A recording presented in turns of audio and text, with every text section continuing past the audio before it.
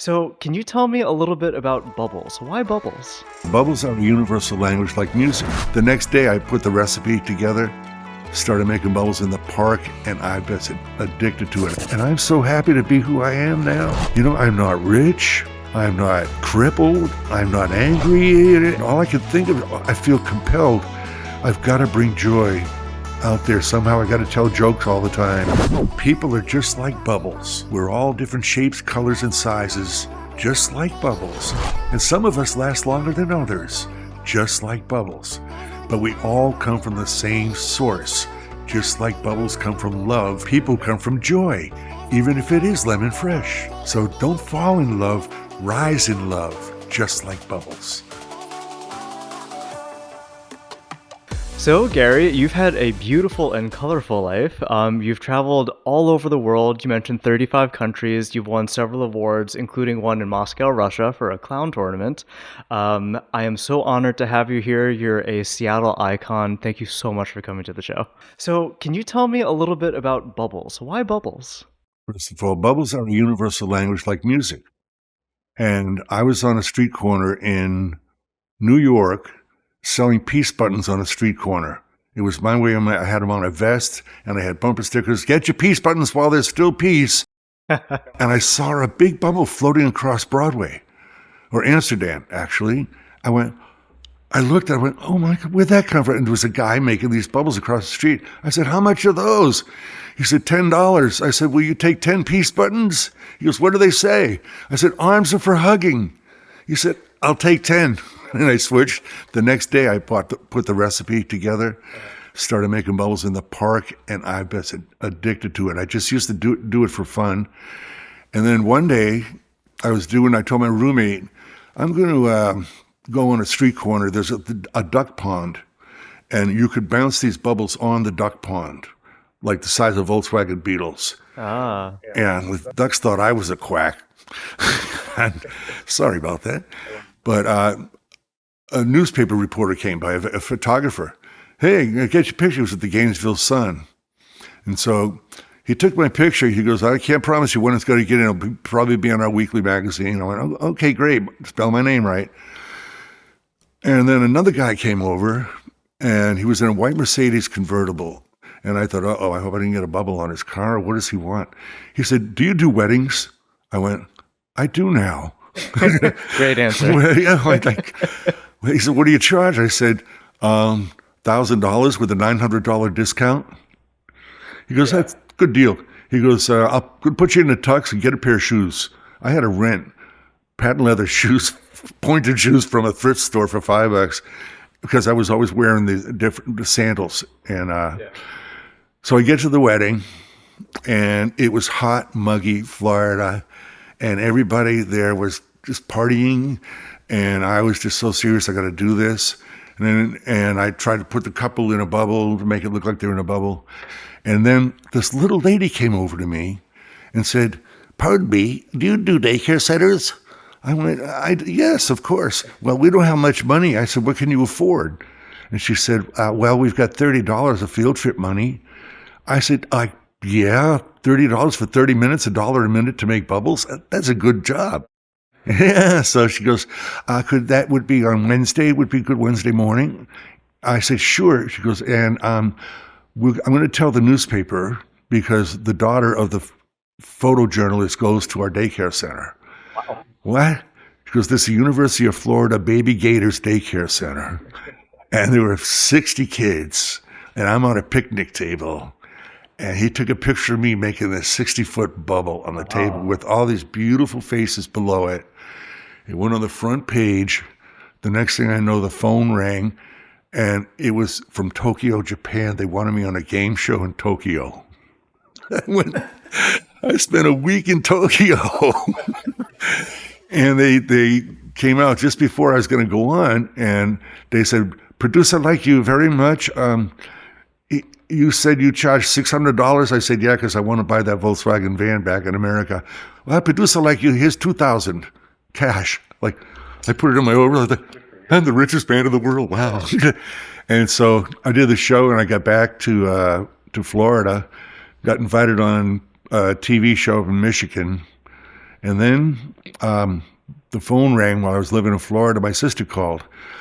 I have 4 sisters in Boston area, and I'm the only one that cut the umbilical cord. They all stayed, man.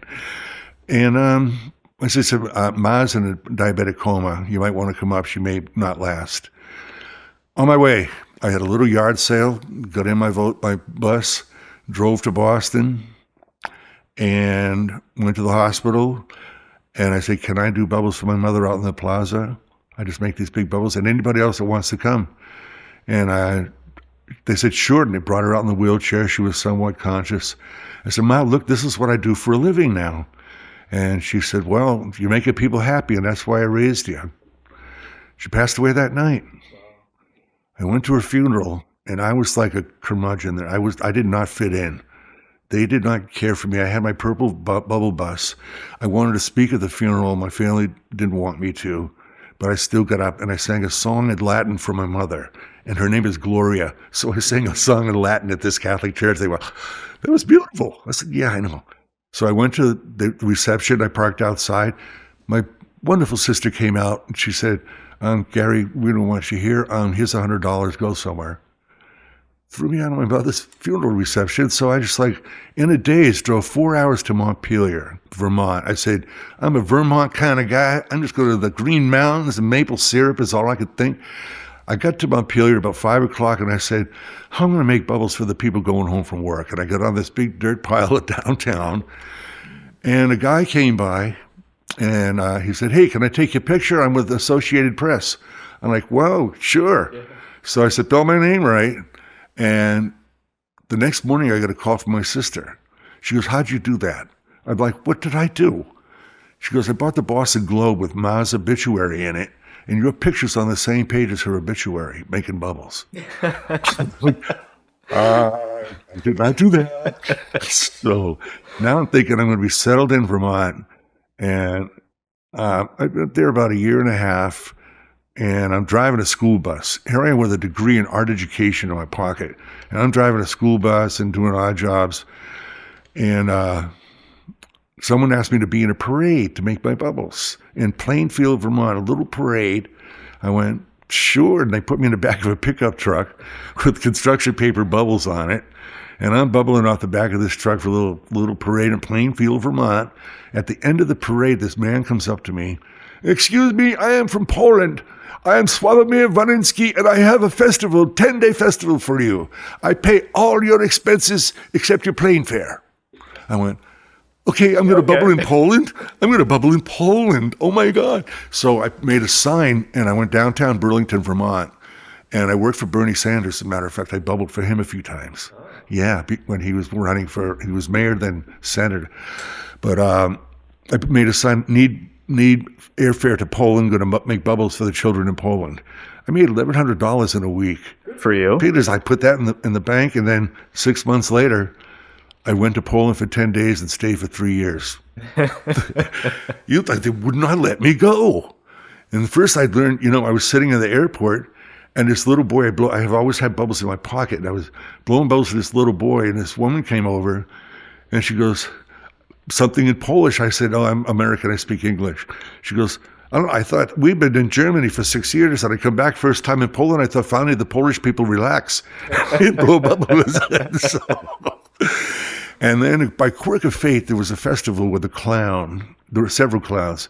Clowning is big in Russia. Is it? Yeah, okay. It's a science. It's an art. It's big. Okay. And they, I asked this Russian, I said, do you speak English? First stupid words out of American's mouth. And he goes, I teach myself. I said, I want to go to you know where the children of Chernobyl are? He goes, you don't want to go there. It's dangerous. I said, well, I want to go to the hospitals and orphanages. There's a voice in me just saying I want to do that. And he goes, okay, it's in Ukraine. I said, oh, I thought it was Russia. No, Ukraine. He goes, my family lived near there. I lost my 6-year-old son to this accident. Honey, look what I brought home, American Bubbleman. She just had a brand new baby and 2 other children. They couldn't believe there's a real Bubbleman in their midst, this 18-story building, Yeah. you know, outside of Kiev. They treated me like a prince. They drove me everywhere. I went to every hospital. I was in one hospital with 5 different floors for all the children, different ones. And I get in the elevator, I cry. Then I come out and be the happy Golightly Bubbleman, and then I go back. Yeah. But a couple of memorable moments there was when they had me on stage, and I like being amongst the people, but this time I was on stage and everybody was deaf. Okay. And so they said, "You want music?" I'm like, they're not going to hear it. So I said, "But I'll just do my bubbles." And at the end, 300 people went like that. That's how they clapped. Yeah. That was a moving moment. Yeah. It was incredible. So then I went back to Poland, and I met a one-man band guy. "Hey, Gary, we must go in the circus." I'm like, "The circus? Yeah, we have 10 days for a circus contract. I come and fix for you." I'm in the circus.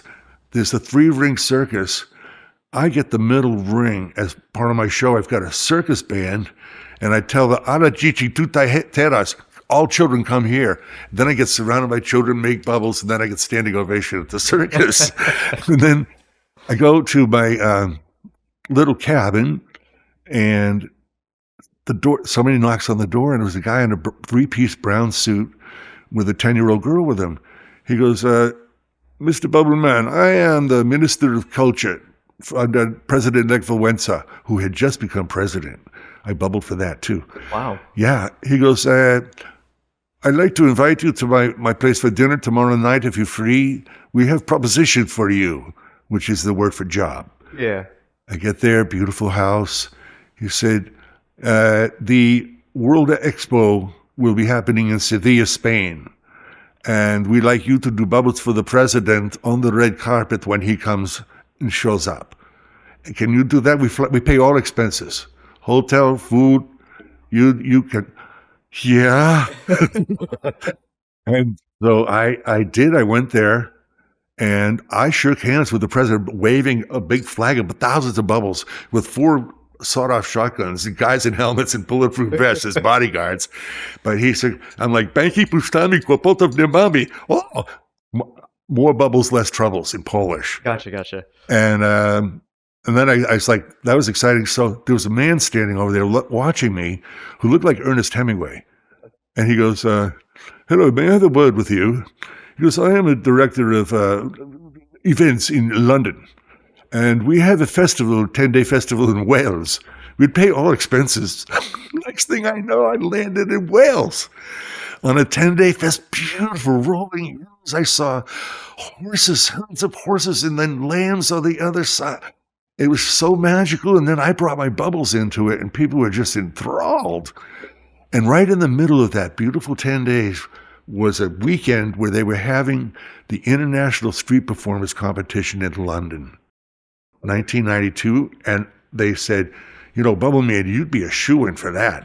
I'm like, "But I'm booked for I'll go talk to them." I said, "Hi, I really want to go to this competition, and you don't have to say yes, but I will do 5 shows a day instead of 4 next week for the rest of my..."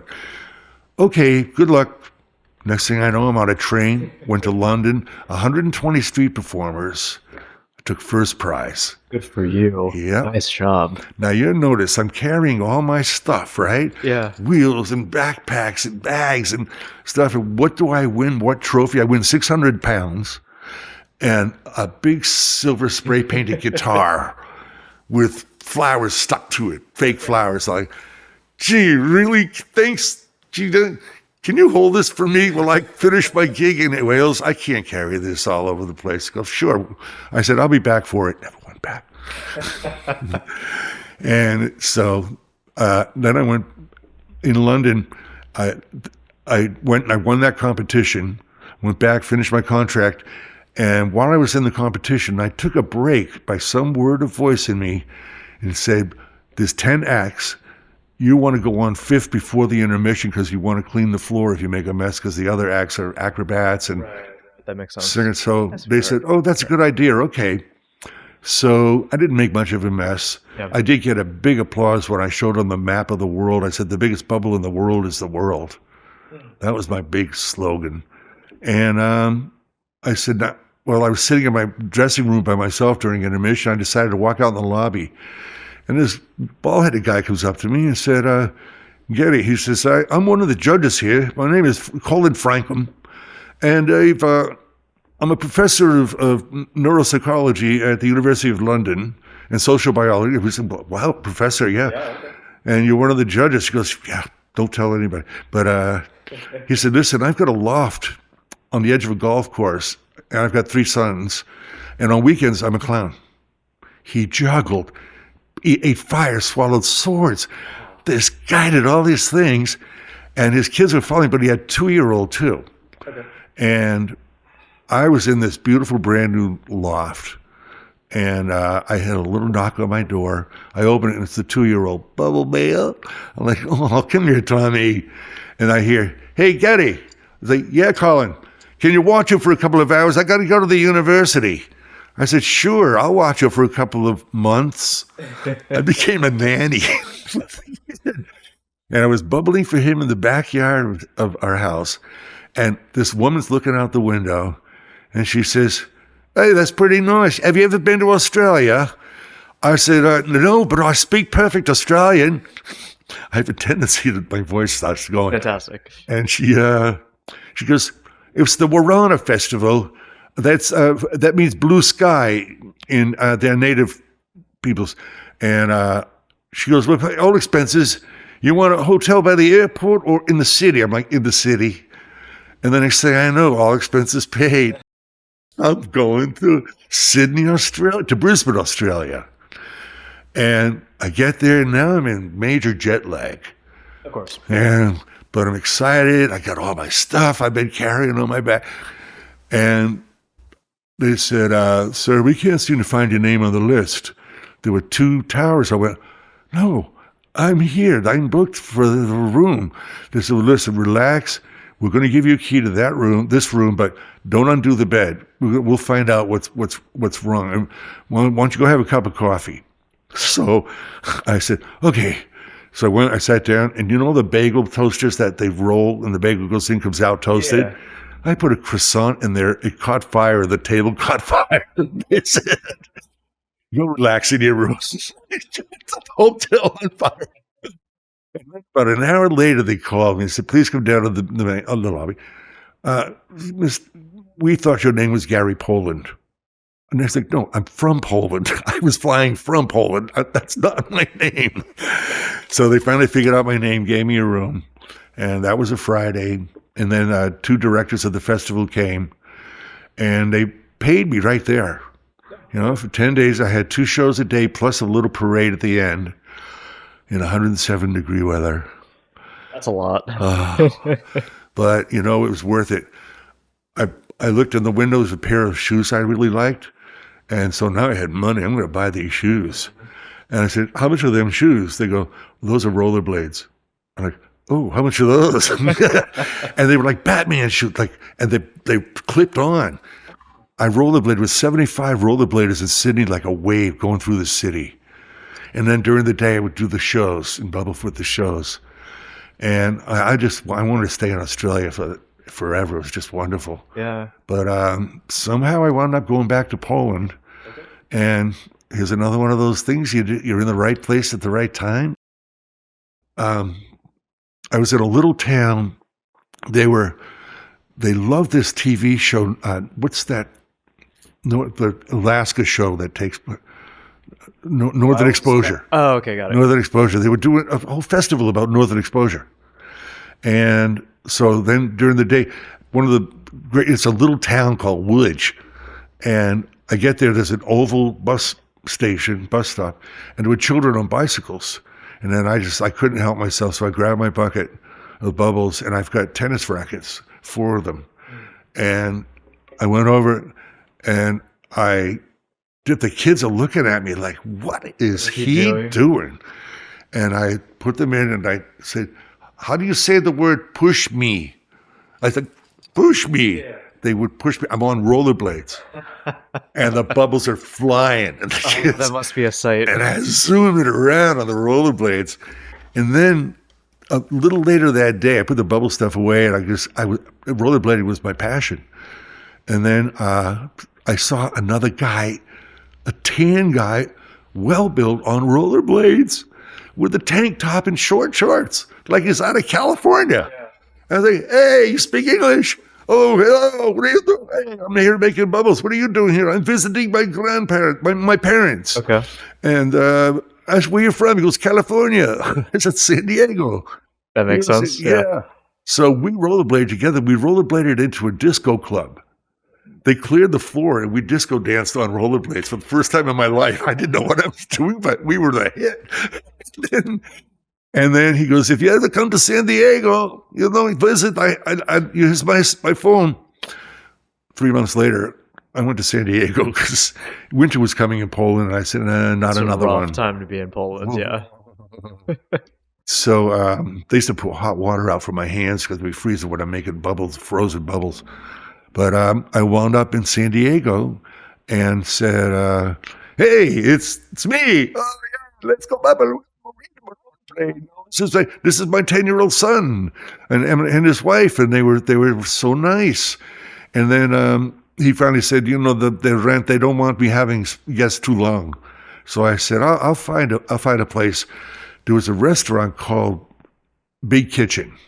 The T-shirt was a cup of coffee, a map of the world with a cup of coffee. The world was a cup of coffee. Okay. And it said "Small World, Big Kitchen." Mm-hmm. And Judy Franco, she was the head of it. Wonderful lady. She got awards from the legislature for work in AIDS and stuff. And I said, "Yeah, I'm looking for a place to live." She goes, "I know somebody who's got a trailer on their property. They'll be happy to rent to you." I said, "Oh, great." So she called, and she gave me directions to the place. They had a pretty good-sized trailer in their yard. I did some yard work for them. I worked at the restaurant where Whoopi Goldberg used to wash dishes. Oh, okay. Because she didn't do math. She couldn't be a waitress. She hated math. And I was at San Diego for like 6 weeks. There's no weather. It's surrounded by 9 military bases. It has restrictions.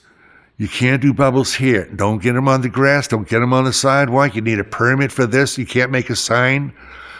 I went, somehow I found out that there is a busker competition. Okay. And I won one in London. Congratulations. So in Seattle, there's one. I said, "I'm going to the busker competition because I'm the best in the world since 1992. And so I drove north, and the whole vibe was Jerry Garcia had passed away. And I wasn't the biggest Grateful Dead fan, but I'm a Goose fan now, man.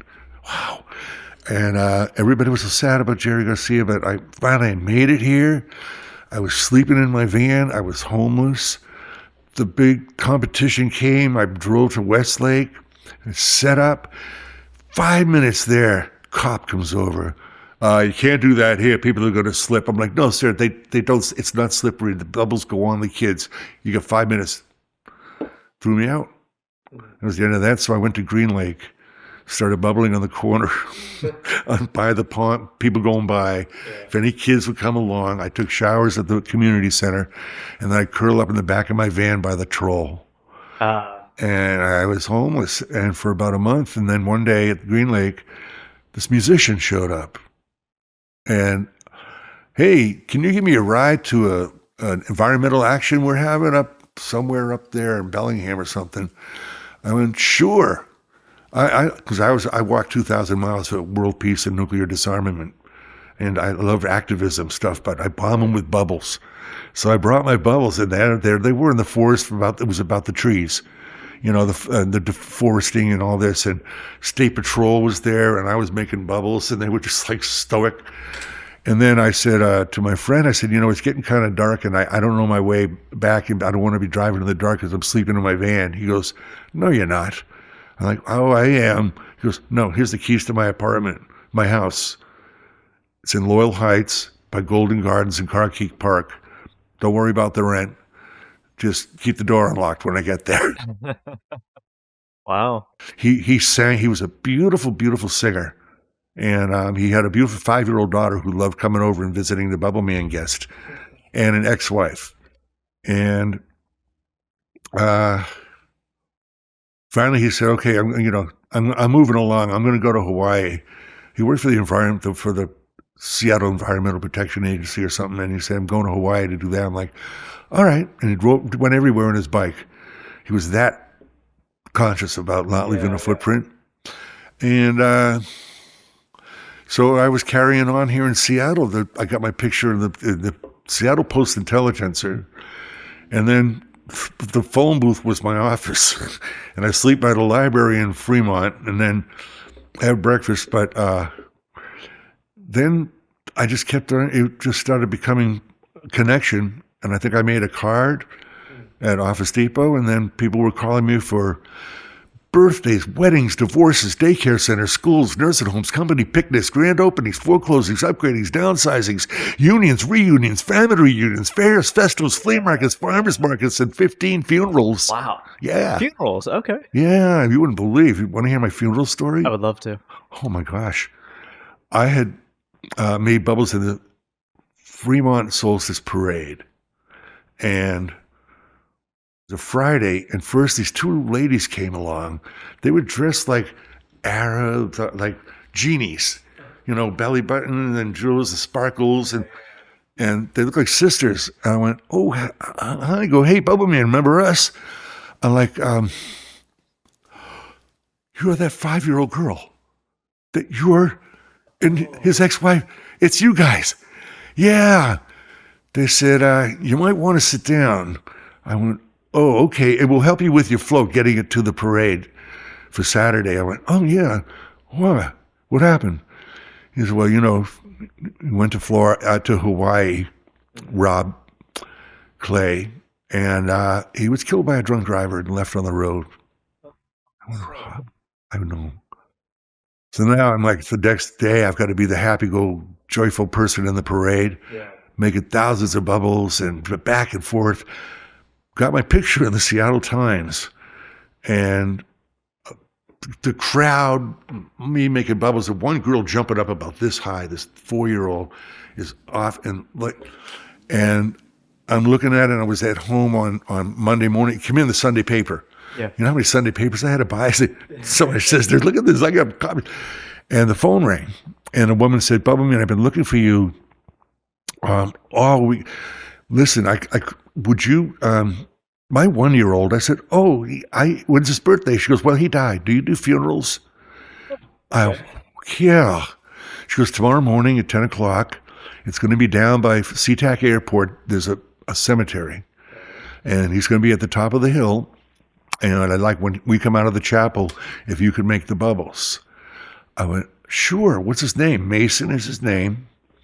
And thank you, and we'll pay you." Well, I get there 9 o'clock in the morning, an hour early. I get to that hill. Every grave on that hill was a child. Jennifer, 9 years. Kevin, 2 years. Jacob, 6 months. They're all, and Mason was being buried under the only tree at the top of this hill. All of a sudden, I'm set up in one spot where there were no graves, but I'm about 50 feet from his grave. And I hear this roar, really loud roar.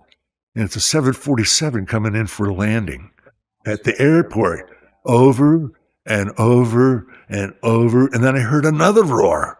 This time it was 30 bikers from the biker club, the Banditos.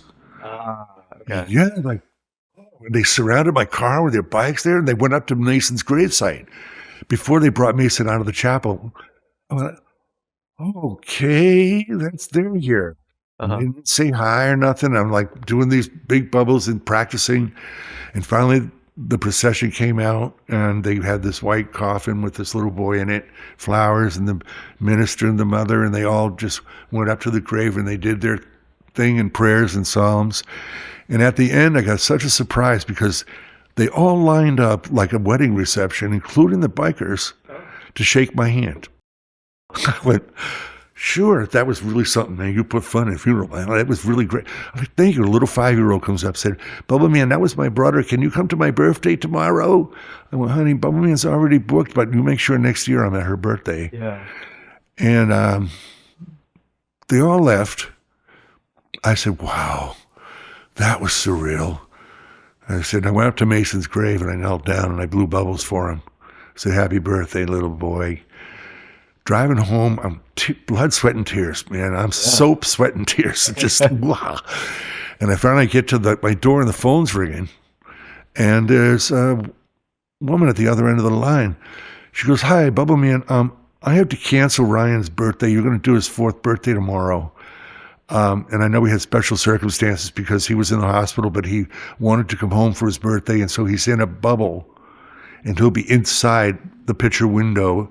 And I said, oh, great. And I'll do the show out in the front yard. He can see the kids and I'll put the speaker in there. He can hear everything that's going on. And she goes, well, he died. Do you do funerals? Oh. That Saturday, I was up at the Everett airport doing that little boy's funeral. Okay. He had spina bifida. And so I had been to his I had been to his friend's 3rd birthday. There was a club of children with spina bifida, little tiny kids with their spines all bent, and I would do bubbles for them, or special needs children and special needs adults. They were really fun. They memorized all my songs. They were like just loving it.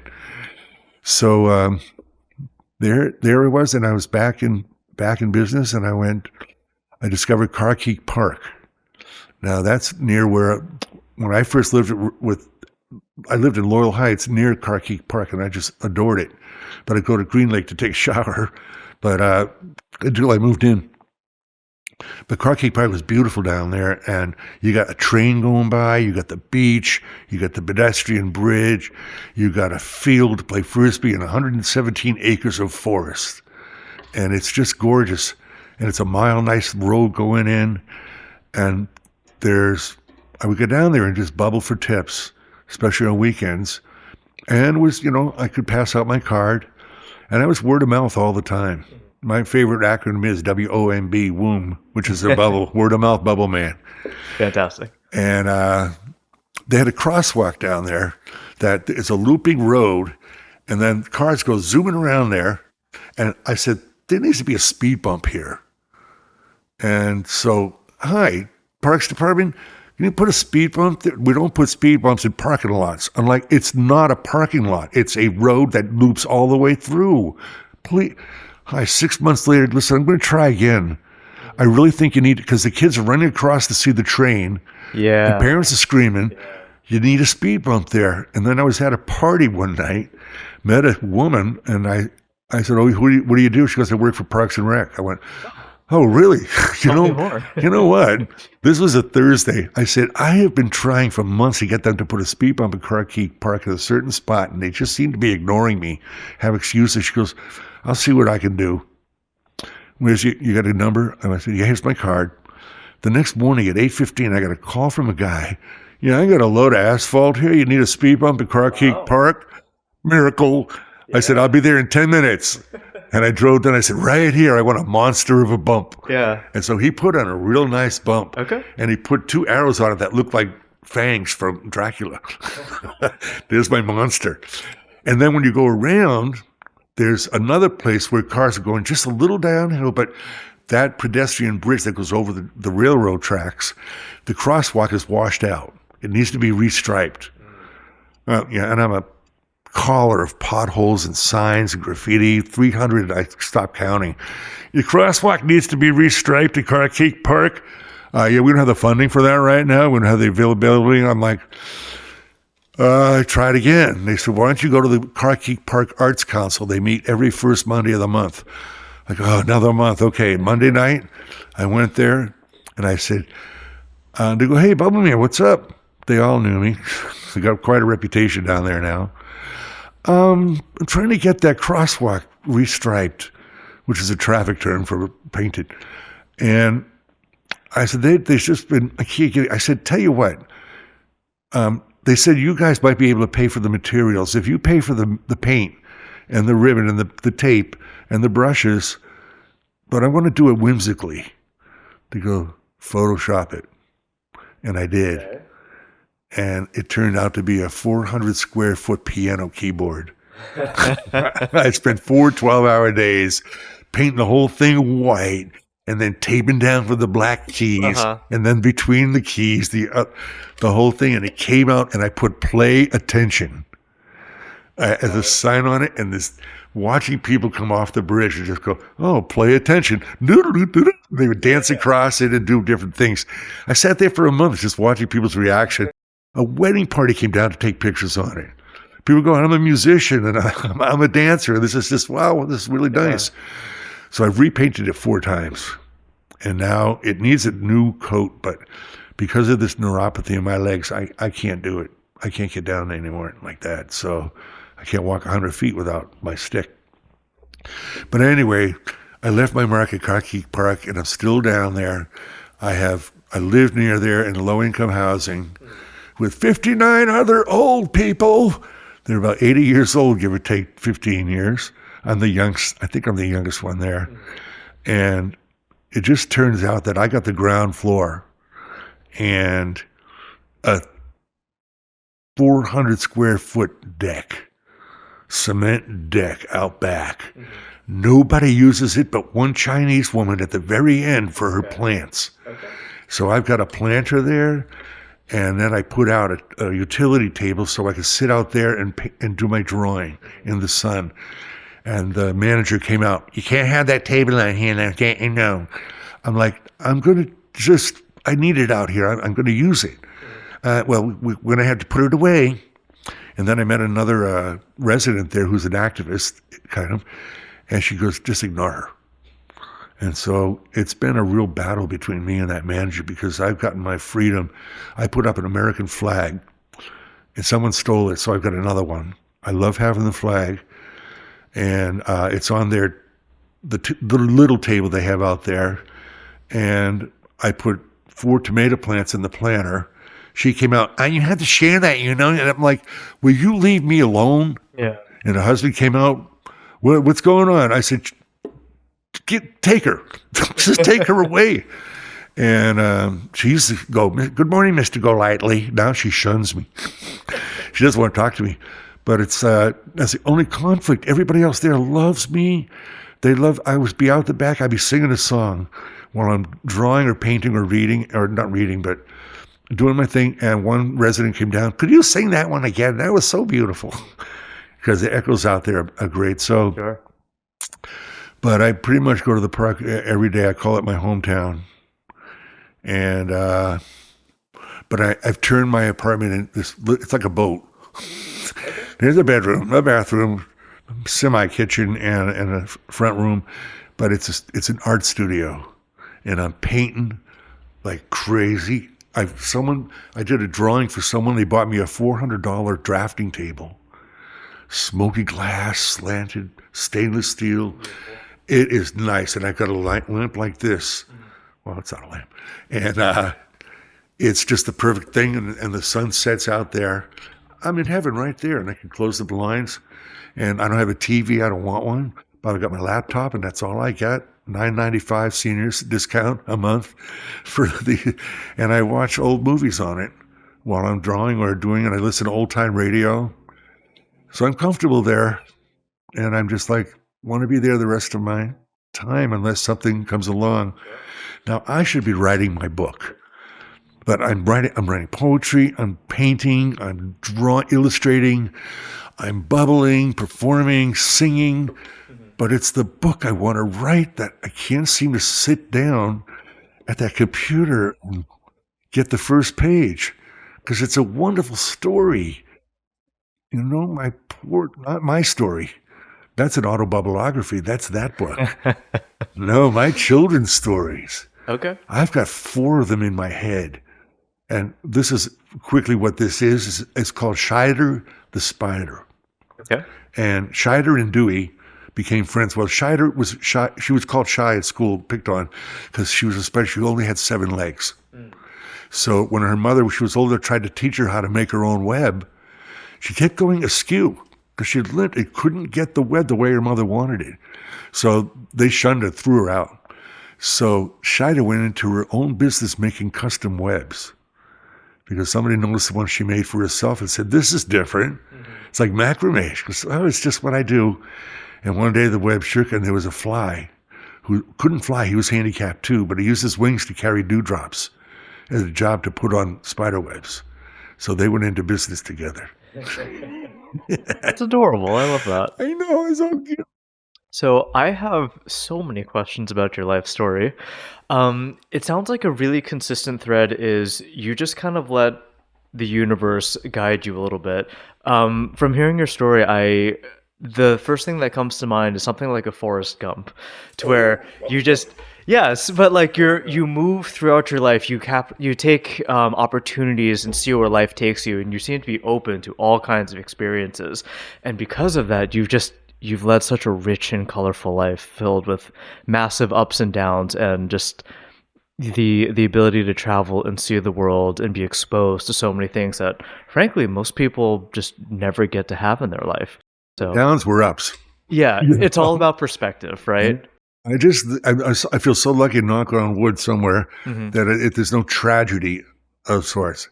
I've had 2 accidents that weren't my fault, Sure. but I survived both. They weren't that bad, but it's been interesting. It has been very Forrest Gump. I've watched that movie 10 times. It's a great movie. At first, when he was a single mom, my mother was a single mom. He was bullied at school and had to run home from school to run home from the bullies.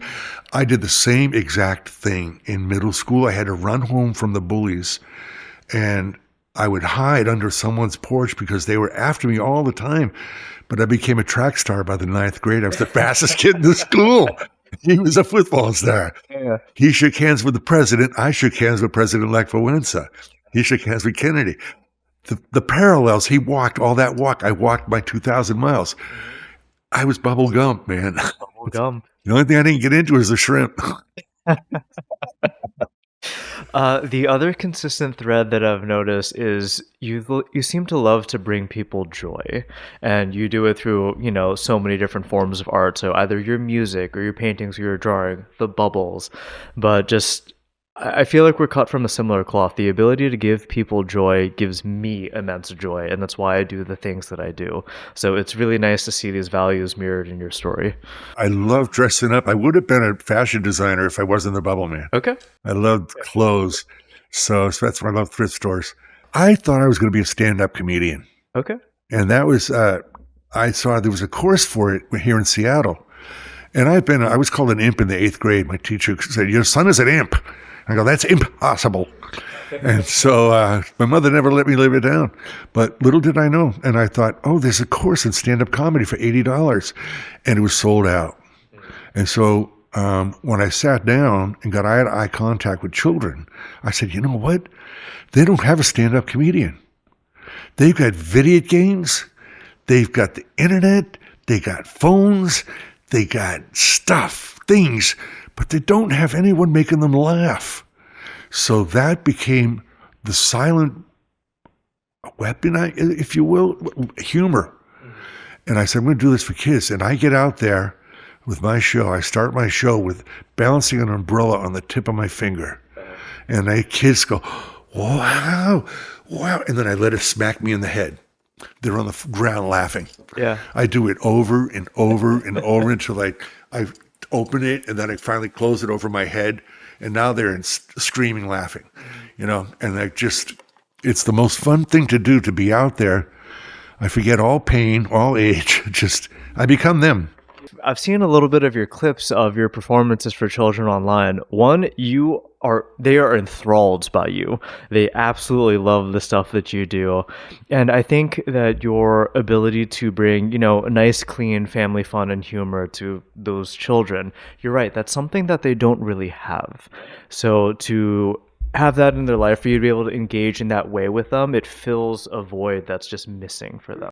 They need an interaction with their parents. Yeah. I get so disgruntled with the school shootings or the gangs. Yeah. Where were the parents? Just not there. They weren't there for them. Here, they put them in a room with the video game, and then because and then get ready for school, and they just tell them what to do all the time, but they just don't interact. But yet I love when I'm at Carkeek Park, seeing parents bring their children to the park. I go, these people are family fun. Especially the dads on Saturday mornings. It seems it's dad day. The mothers take the day off, but Sunday is football, so it's the mom's day to be there. And but the compliments I get when I'm down there. One time there was this Indian people sitting there, an elderly couple, and I'm at the table and I'm building something, and she said, "You know, my husband and I, we have seen you very many years here. You make so many children happy. Can I give you something?" I went, "Well, sure." And she pulls out $100 bill out of her little purse. Oh. I said, "Thank you so much." Yeah. So That feels really good. Yeah. It's so great. And I got to tell you this one about this 2-year-old. Man, this was so funny. I tell people I've got a cautionary note at the end of the show. They're going to talk about me for 25 years, give or take. And I am not kidding. I've had people come up to me. One guy was on a motorcycle at a red light. "Hey, Bubbleman, you were at my 6th birthday 20 years ago." Like, "Yeah, cool. You're great, man. I never forgot you."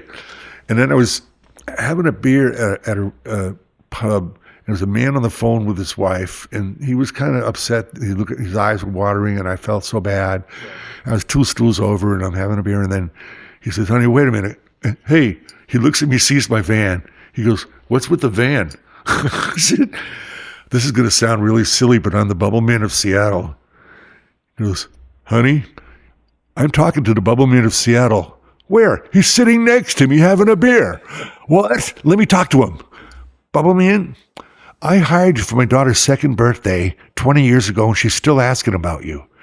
Her 22nd birthday is coming up in Bellingham. I'll give you $500 for gas and take care of that." I said, "Tell your husband what you just told me." "Yeah, Bubbleman, yeah, we remember you. My daughter loves you." And then to show up at her door on that Saturday, "You want to buy a broken bubble?" She goes, "You're not the bubble. You're the Bubbleman." I said, Yeah, deep memories right there. Oh, man, they never forget. Kids write songs about me. One guy wrote a song, "The Muffin Man," but the Bubbleman put it to the Muffin Man. The impact that you have on these children and the memories that they form, it must feel so incredibly rewarding. It is rewarding. It is the most rewarding thing in the world to me when they come. You got a total stranger, and they come up to you like they've known you for forever. I was at the hospital at Edmonds for something, and I'm sitting in this lobby with the sad people, but this woman walks in with 2 kids, 3 and 1. The 1-year-old could walk like, and I just sit there silently, and then I blow bubbles, and they go, "Oh, where'd that come from?" And then that little 1-year-old walking straight up to me, like, "Please." I was like, "Look, this is like she's known me all her life." It's just everywhere I go, I've always got a bubble in my pocket, and it transforms the world. One time I was on one of the last dates I ever remember, and there's a booth, and then there's a window table that I was at with my date at. She asked me out, okay? So I met her there. And anytime I hear a kid crying or acting up at a plane, train, boat, bus, restaurant, I said, "I'll be right back. I got to go over." And I said, "Hey, you, no singing in the restaurant." And I blew bubbles. And they go, "Oh, Bubbleman, you're a lifesaver." I said, "Here, free refills for life. Always have bubbles with you." I said, "I've been a nanny 4 times, and every time I've been a nanny, the refrigerator top has bubble stuff. So that anytime they're acting up, I'm telling you, bubbles are so relaxing and free-spirited. So thank you." And then I went back. I sat down, and she looks at me, my date, and says, "Can you ever turn that shit off?" I went, "Check, please." Yeah, they're not the one for I you. walked out. Yeah, Right there. yeah. I didn't eat a bite. It's like, nah, I don't need that. Good for you. Yep. I've twice before I've scolded parents for hitting their children in front of me. Yeah. Yeah, I had a big salad in New York on my lap, and a guy slapped his daughter. I jumped up. You can't get angry in front of the kid who's crying. And I said, "Imagine a hand 5 times the size of yours hitting you in the face. How would you like it? You just never, ever do that again." Yeah. And the mother said nothing. And the guy, "Yeah, okay, I'll." So I get really sensitive because I was beat pretty bad as a child, really bad. How do you get beat when you're at home? Then you go to school, you get beat.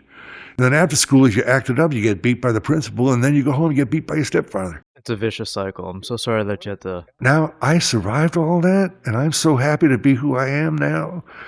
I'm not rich. I'm not crippled. I'm not angry at pretty much anything. And all I can think of, I feel compelled. I've got to bring joy out there somehow. I got to tell jokes all the time. When I wear this bird. Okay. That's called a swift. And so I walk up to anybody and say, you know what kind of bird that is? It's on the sides of every shoreline bus. The company's called Swift. So that's a swift? I go, yeah, now that you know that's a swift, what bird makes the best clothing? I don't know, a Taylor Swift? Oh, Bubbleman, that's a good one. That's fantastic. And I always have this, I say, do you have any other questions, no matter where I'm at, Okay. even on the phone? And I say, yeah, I do have one more question. Do you know the difference between a hippo and a zippo? They go, no, what's the difference between a hippo and a zippo? So a zippo is a little lighter. And I leave them laughing. It just, if I could do that. And I tell parents, act like a child for your kids. Don't act childish. Yes. Act like a child. Be funny for them. Sing to them. You don't even have to know words to a song. I've had the power to go up to a carriage with a baby infant crying and go, oh, I knew you were gonna do this and ruin our time at the park, but we love you. And I make it up, and they, oh, we can sing? Yeah. So The ability to play and be a child, like you said, as an adult, I think it's something that we lost touch in. I had a mutual friend of ours, Sizzle the Clown, on this very show, and we were talking about how adults, we don't play enough. We don't explore the world with childlike wonder. We're not curious anymore. We don't, engage with things in just, unfiltered ways, because we feel judged sometimes, or we're like, oh, that's not how things are supposed to be. We have societal expectations placed on us. So to kind of go back to a child, like you said, be a child but not childish. It's a wonderful distinction. across the New Age breathing movement in California when I went there, and the whole New Age with the crystals and color therapy and chanting and gurus and books about self-improvement. And all I took out of it was the breath. I thought, I wound up going to California, hitchhiking there from Boston. I had to get out of Massachusetts after 25 years. I wound up washing dishes at a restaurant. Yeah. And there was a bumper sticker above my head that said, attitude determines altitude. And little did I know that's an Air Force term. The attitude of your airplane determines its altitude. Yes, it does. And so I lived by that. And they said, but Garry at the time, you're not here. You got to rewash this pan or something. And so I was like, oh, I have to. And so they said, why don't you find somebody you trust and learn how to breathe? I'm like, hell, I've been breathing. No, really know how to breathe. So there was this wonderful, interesting guy from Lawrence, Kansas, over there in California. I live in this, like a Rivendell commune. These people that they took on adolescents, instead of putting them in jail, they would take them and have them as therapy. They had a big garden, and it was a farm, and I lived in a barn, and I loved it. And but the one thing they had was this breathing work. They would have the meditation room, and I did find this guy from Kansas. He had long hair, Coke bottle glasses. He was an astrologer and a breathing coach. And I went, can you show me that breathing thing? Yeah, lay down. I'm not going to touch you. Corpse position, hands up, feet uncrossed, breathe through your nose only. I went, pull the breath to the top of your head and let gravity do the exhale. You never have to exhale again. Oh, that became the lesson of the world to me. And that and the voice. It was New Year's Eve in 1978, and I'm with this Rivendell people, 50 of them holding hands in a circle. And he's counting down. He goes, 3, 2, 1. And I go, happy day. And they all went, oh. I went, oh my God. Oh. Like, okay. And they owned for like 3 minutes, and it sounded so beautiful. It was so relaxing. And then this girl comes up to me and she said, would you like to go to an Om circle tomorrow night? I went, sure.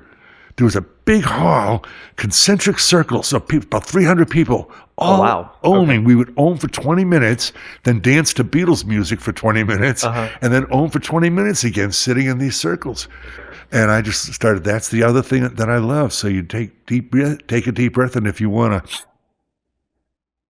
to, vibration, like gravity, do the exhale. That was I wound up in Sweden for 2 years teaching people how to breathe through their nose. Okay. And a book that I had with me called A Course in Miracles. Now this Course in Miracles, that was the only book I chose out of that whole time. When I got to California in 1978, that course had just come out the year before.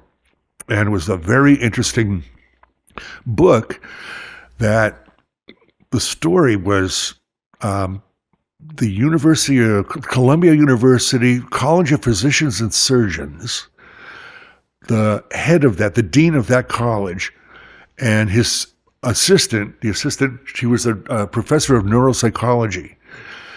And they were at a meeting, and, these acting childish.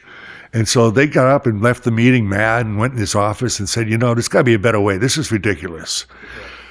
And I agree with you. I don't know. We just got to find a better way to get along. She was an atheist, 60-year-old professor. Sure. She goes home. She's getting ready for bed. She hears a voice. This is A Course in Miracles. Please take notes. What? This is A Course in Miracles. Please take notes. So she did. She sat down. And she'd take shorthand because she would take notes for the dean sometimes when he was talking. This is A Course in Miracles. It is a required course. Only the time you take it is voluntary. Free will does not mean you can establish the curriculum. It does mean, however, you can elect to take what you want at a given time. This course does not teach the meaning of love, for that is beyond what can be taught. It does teach, however, to remove the blocks to the awareness of love's presence in your life. This course can be summed up very simply in this way. Nothing real can be threatened. Nothing unreal exists. Herein lies the peace of God. She brought this to his office. He said, that's it? She goes, yeah, I usually give prescriptions to people that hear a voice, but this is what it signals. That's pretty unique there. Profound sounding, actually. Never thought about removing the blocks of love's presence in your life. Can't teach love, huh? She goes, back that night, Principles of A Course in Miracles. Please take notes. She wrote down 50 principles. Miracles are natural. If they do not occur, something has gone wrong. A miracle is a natural. It's not walking on water or any of that physical stuff. It's a whole lesson. Then the voice dictated the text to her, and it was written in spiritual terms. And she finally stopped a moment. She goes, excuse me, who are you and why do you have me doing this? She'd been having visions, not dreams, but visions. She was in a cave and the scroll came. And the voice said, do you want to go back in time or forward in time? She goes, I'll stay right where I am. Because that's a good answer. Yeah. And he said, she goes, see, you are who? He goes, I'm Jesus, and I told you I'd be back. Not necessarily in the form of a body, but I need you to finish this book. Why? Because I know you'll get the job done. And 600-page text, a 400-page workbook for students with 365 lessons, and a real thin workbook for teachers. Okay. Manual for teachers. And they religiously took down all the notes. They didn't tell anybody, but just kept these in doctoral theses in a filing cabinet locked in his office. The whole Course in Miracles now. 1,200 pages of pretty profound lessons. And then we were having dinner that night with a publisher, Judith Scutch, who happened to say, Helen, you're hearing the voices, aren't you? She goes, come with us. I got goosebumps just, yeah. They went to the office. They said, look at this. I think I'm supposed to publish this for you. They started the Foundation for Inner Peace in Tiburon, California, published the books. The voice had never let money be an obstacle. And I went to the first workshop, blew my mind. People were singing songs, and the lessons, the first lesson is nothing I see means anything. That table doesn't mean anything. That watch doesn't mean anything. That wall doesn't mean anything. Second lesson, everything I see, I've given the meaning to it. We're judging and judging that must be this, that must be bad, that must be good. But lesson 14, my thoughts are images I have made.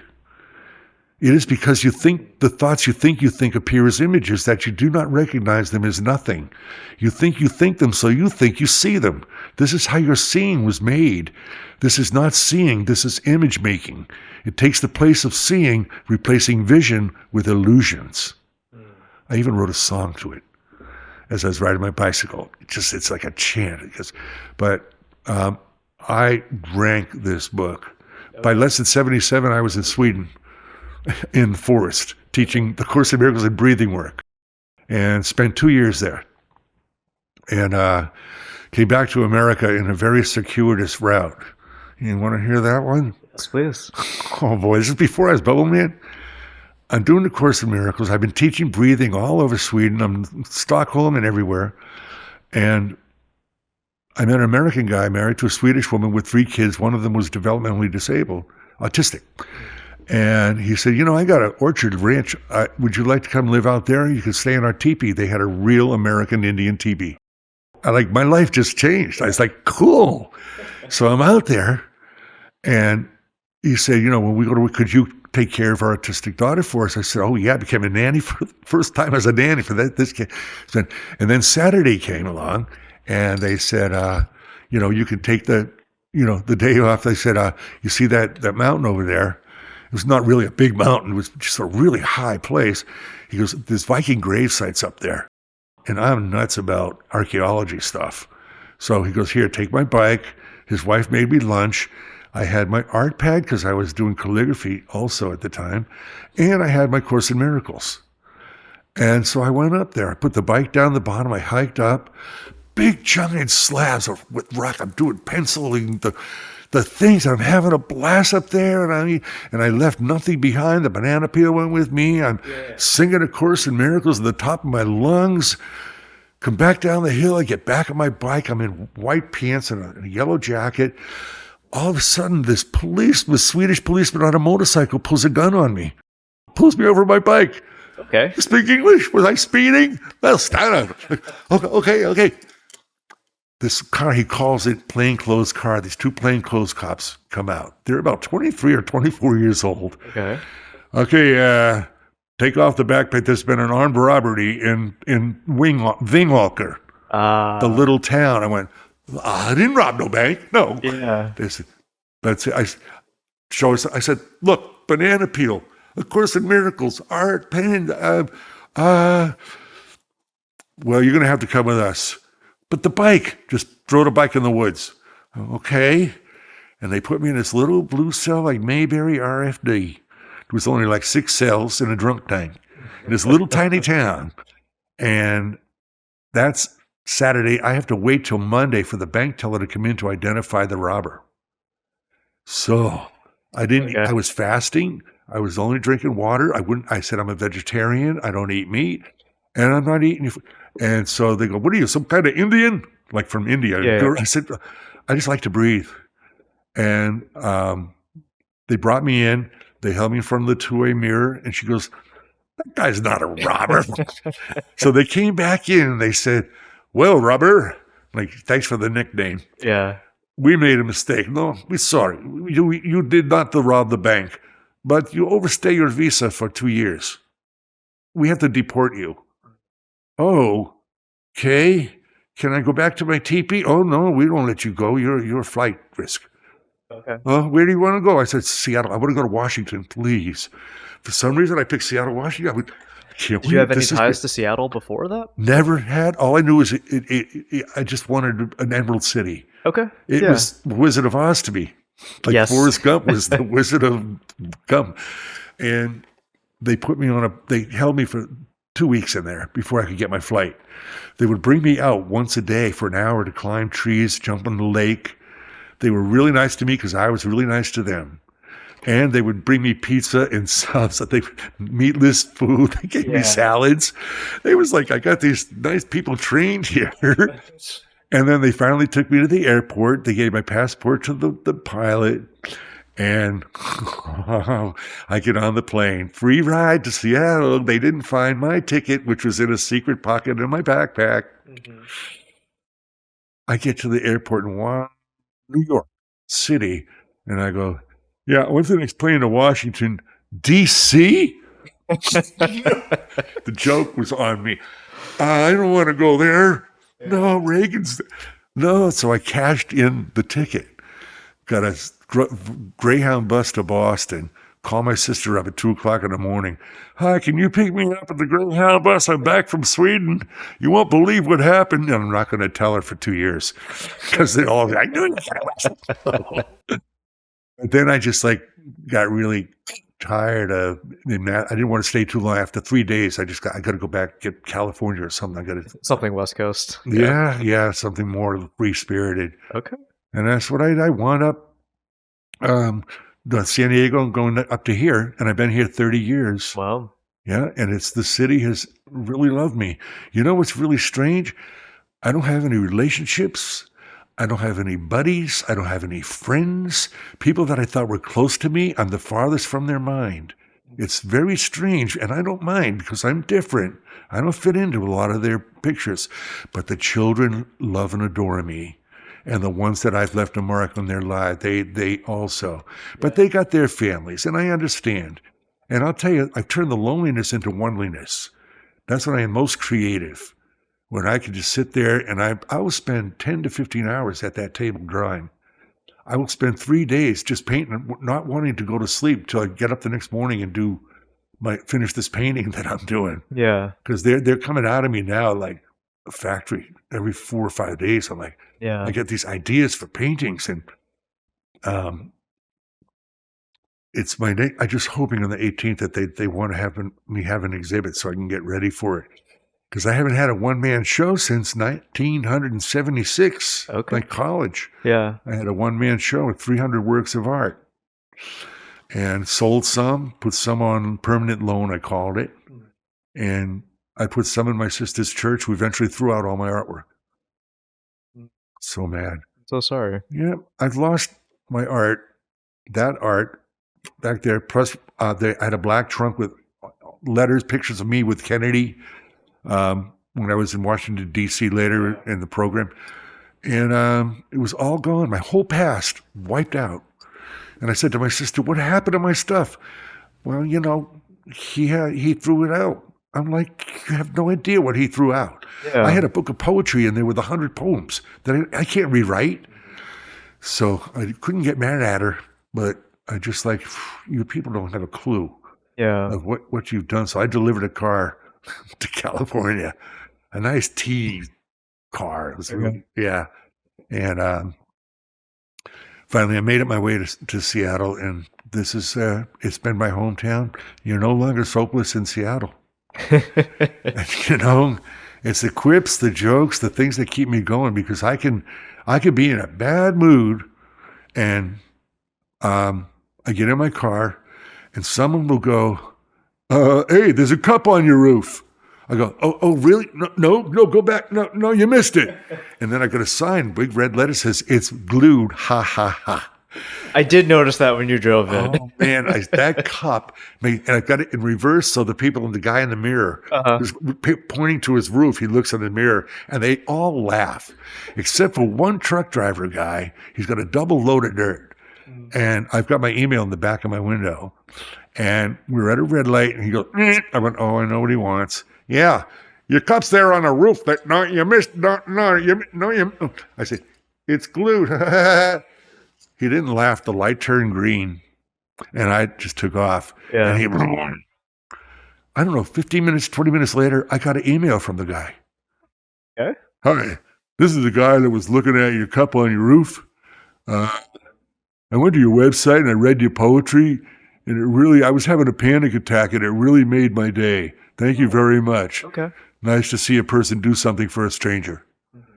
Like, it works even when I don't even try to make people better, and Things that you put out into the world, it's so important because you really don't know how it's going to affect someone. You can do something and it may not affect someone for years. You potentially never see what the impact you have is. But as long as you continue to put out good things into the world, it will make someone happy someday. That's awesome. it's all I got to give. I'm just feel compelled. I'm not banging people over the head with a book or a dogma or anything. Just free spirit. On every business card, it says, "Teach your children how to breathe through their nose." And I have had people say, "Take a deep breath, Brian." I'm like, "Good for you, Mom. That's what you do. You don't count 1, 2, 3, or else." And I don't or else them. But I've had to tell counselors and teachers at my show, don't or else the kids. Okay, they're mine now. Go have a cup of coffee. Go talk about, but they're mine for an hour. Okay, Yeah. let me Let have you do them. your thing. Let me do my thing.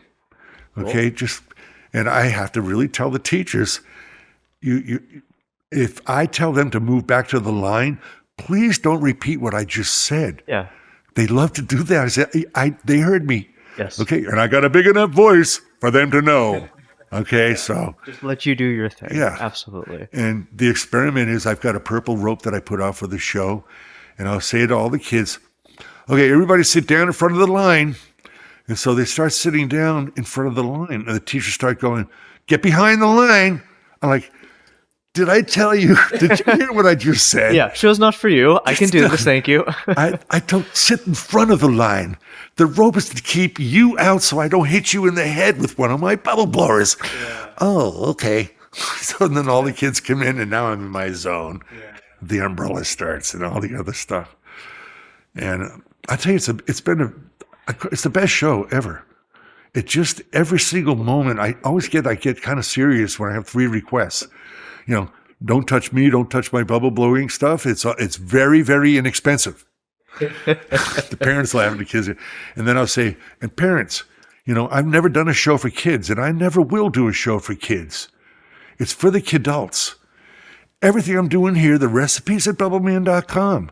You can dip a tennis racket, or they can, and make bubbles with it.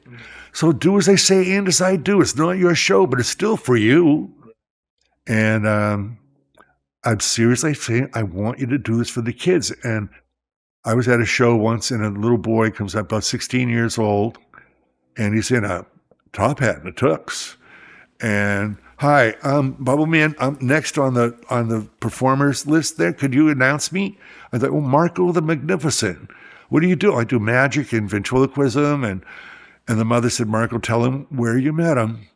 "Well, you were at my 6th birthday." Oh. She said he was so inspired by you that he had to perform for children. And he's probably making way more money than I am. But I had to leave for another show. Otherwise, I would have loved to have seen his show, what he's doing, It's these impacts that we have on people's lives. It brings me such immense joy, and it sounds like it does to you as well. It really does. And I think the best part is the singing. Yep. That vibration, because I'm a really pretty good singer. I wish I knew how to play. I've got a beautiful guitar, but no one's taught me. It's left-handed guitar. So it's like math to me for some reason. But my voice, when I start singing out, I'll be in my car. I love singing so much that I've got good music on my radio, on my stereo, and a tambourine on my dashboard. And I'm at the red lights. I'm jamming on with my top hat, my sunglasses, and people either roll up their windows, or yesterday a little old lady, she came by. She rolled the window down. She could hear me singing because I was singing to the top of my lungs, and then she gives me a big thumbs up. And you know what that's for? The back window of my car says, "Kamala 24. I know, right?" "I know, right?" is the stupidest phrase I've ever heard. I know. If you know, why are you asking me if you're right? Yeah. But people keep saying, "I know, right?" So now I'm going to make a sign out the window. I know, right? Because it says on the back. And I'm going to thumbs up. I know, right? That's fun. The other phrase that drives me nuts is, you know what I'm saying? You know what I mean? Yeah. You know what I mean, what I'm saying? You know what I'm saying? You're not going to know what I mean when I say what I don't. If I don't know what I'm saying, you're not going to know what I mean. You know what I mean? You know what I'm saying? I'm from New York. I've heard it a lot. You know what I a mean? lot. Yeah, you know what I'm saying. My sister's going, yeah, yeah, yeah. Like, you know what I mean? Yeah. You know what I'm saying? Yeah. Just tell me to stop. So, Bubbleman, a closing tradition that we have on the show is the previous guest asks or leaves a question for the current guest, not knowing who the current guest may be. So, the question that is left for you is, what was the first moment that you felt proud while doing your craft? Kids. And the nurse came to the door. She said, the doctor upstairs wants to talk to you after this for his kid's birthday. It was one of the first moments. I was like, yep, I'm doing the right thing here. And I was making these big bubbles. And then after that, I went to a nursing home. And there was a 90-year-old lady in a wheelchair. And she got up, I would say, I'm forever blowing bubbles. And I'm making the bubbles for all these old folks. She gets up out of the wheelchair, starts dancing with me, puts her arms around me. Okay. And I'm like, she won't let me go. Get the bucket over here. I'm forever dancing with bubbles. Yeah. And at the end, they said, Bubbleman, we've been trying to get her out of that wheelchair for 6 months. You just floated her out of it. Yeah. She was been right. So thank you. And the moments like that mean a lot. I'm the best thing since sliced pizza, said one kid. And I have a riddle that I made up, and it took me like years to get the answer. What did one bubble say to the other bubble? I don't know. I tell parents, good luck explaining this to your children. The only thing we have to sphere is sphere itself. I love that. I said that to Jennings, the guy from Jeopardy, who was at Park Park with his kids. Okay. I didn't know it was him sitting over there, and his two girls were I'm bubbling with him. And then they said, they got to go. And I said to him, oh, Ken, hey, good luck with Big Blue, the IBM that beat him. Oh. Yeah, okay, thanks a lot. He's putting the kids in the car, and I asked him that riddle. Okay. And I told him, he goes, is that yours? I'm like, yeah, don't you take it. It's copyrighted, translated, it's mine. Sure. And then I said, oh, can I ask the smartest guy one last question? What? What are Bubble's last words? I don't know what. Give me a break. He didn't smile. Yeah. Okay. I told that lighter joke to a bartender, big burly bartender, and he says, oh, yeah? You know why they don't mix lambs and cows in a barn? I'm like, no, why? Because they'd all be in a very bad mood. Fantastic. So it's little things little stuff like that. Little bits of joy. You're at a pub and you start telling a joke, and then someone says, oh, wait to hear this one. Uh-huh. Oh, and I got this one. And then it's just like, it cheers everybody up. It gets the spirits going. Yeah, so easily. And kids love to laugh, and they love to be sung to. Mm-hmm. I almost get parental when I'm there. Okay, you hear? See how much they love to laugh here? Watch. Oh, look at them. They're cracking up, okay? Those are called endorphins, okay? Not Adderall, endorphins. Yes. I very subtly get in little bits. And at one point, I have a beach ball that's the shape of the Earth. It's a picture of the Earth from outer space. And I said, now we're going to blow the biggest bubble in the world. The kids go, really? Like, yeah, and I bring out the beach ball, and I want everybody help me blow this ball. Take a deep breath through your nose 10 times. And I go, I say, the biggest bubble in the world is the world. But, I'm hugging. You want to hug Mother Bubble? And the kids hug her. And she's running out of clean air and clean water. We got to have clean air and clean water to have bubbles. Mm-hmm. So please tell your parents to have clean air and clean water for you every day. And I'm like, thank you very much.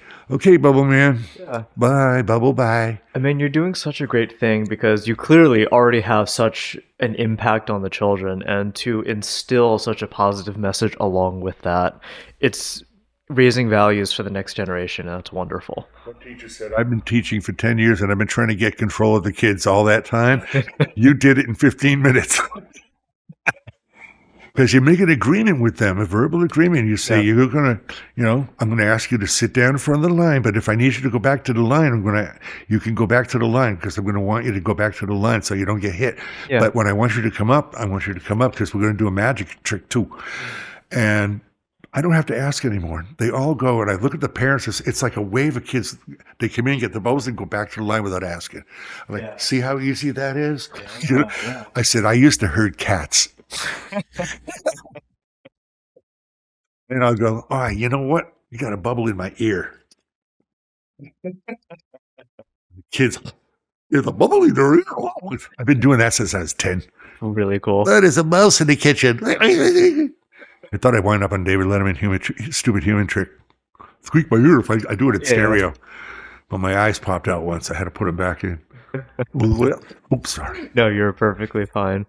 But no, thank you so much for coming out here. I really enjoy your presence. The stories that you're telling are inspiring. I think there's definitely a lot of lessons to glean from there on how to live and approach life. And like you said, act like a child, but not childish. There's so much to take away from that simple statement alone. Thank you. People are just like bubbles.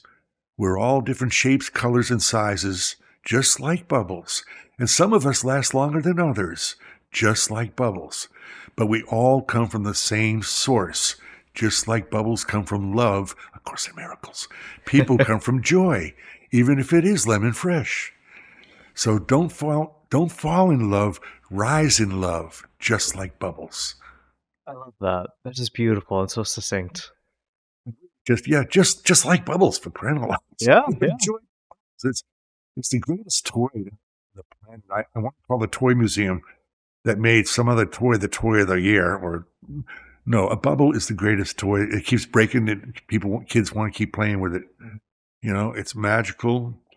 It stops traffic. Yeah. I blow bubbles. I get in the traffic report.